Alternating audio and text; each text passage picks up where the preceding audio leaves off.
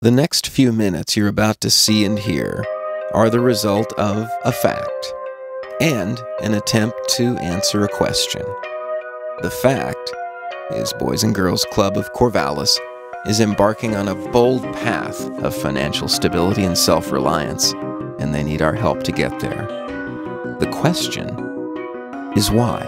I don't think that people are very aware of what happens for kids in this town. We have kids who are witnessing domestic violence. Unbearable amounts of filth, trash, drugs. We have kids who are not sure whether they're going to have a house to live in. Young kids being able to readily identify illegal drugs. The family environment is so unhealthy for them. You know, if you're 6 years old, you shouldn't know what weed is. You shouldn't know what hooking up is.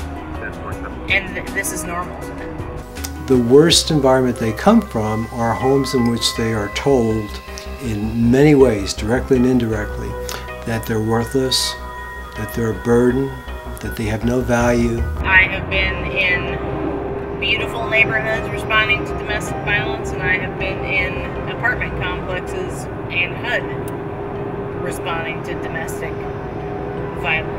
It's pretty eye-opening to people to realize that we have doctors' children and lawyers' children. You know, poverty is more than economics. There's a poverty in love. There's a poverty in parenting. We have a lot of kids who are homeless. We have kids who are in this community with no parents, no family member. They don't know what's happening after school. You don't want to send a 9, 10, or 11-year-old home alone, because the only option they'll really have alone is to depend on what? We have, kids with substance abuse problems, but we have kids with parents with substance abuse problems. We have kids whose parents are incarcerated.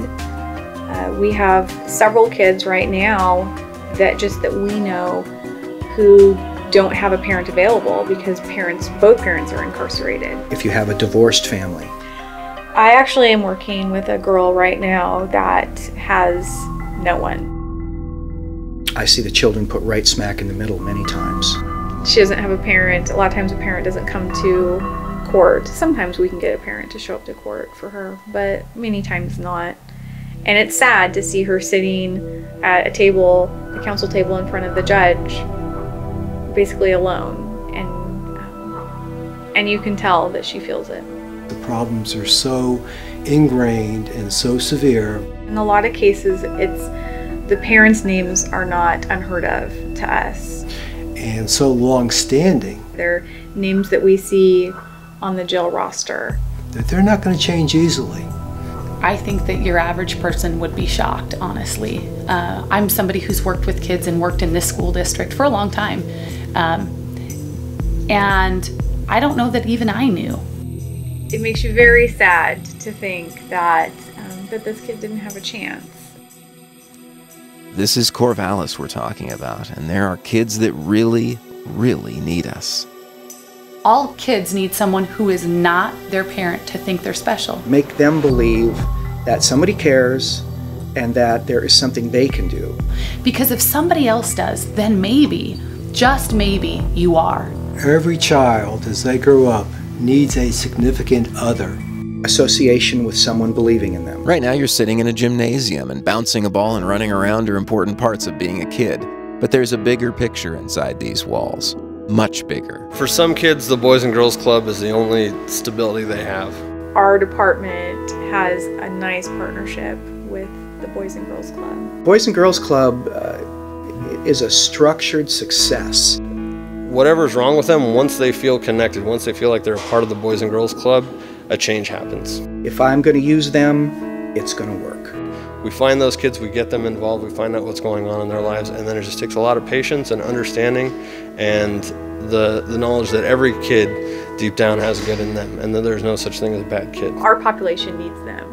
They don't probably need us, but... They can't change their circumstance, right? They can't go get a job. They can't decide that their parents are going to be different or their home life's going to be different. They can't do any of those things. But what they can do is to start having a firsthand experience of different people, a different way of life, people that support each other and talk nicely to each other and are dependable.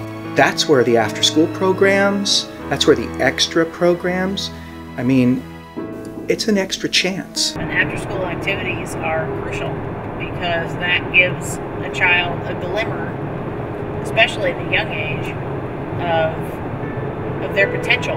Oftentimes with these kids, their parents only hear negative stuff. Their parents go to the schools and all they hear is that their kids are failing, that their kids are treating other people poorly. And so what we can do is we can be that one time a day that a parent hears something good about their kids. It's an extra chance to let that kid hear a message that could save them, get them on the road to improvement, make them believe they're okay, that someday it will be okay, whatever it is. You're going to make it. Once they kind of find that center and find that peace and are able to deal with all these emotions and things that are happening to them and calm down, that perpetuates itself into their family life, and their parents have a better time with them because their kids have taken responsibility now for more things. Their kids have taken responsibility for their own actions.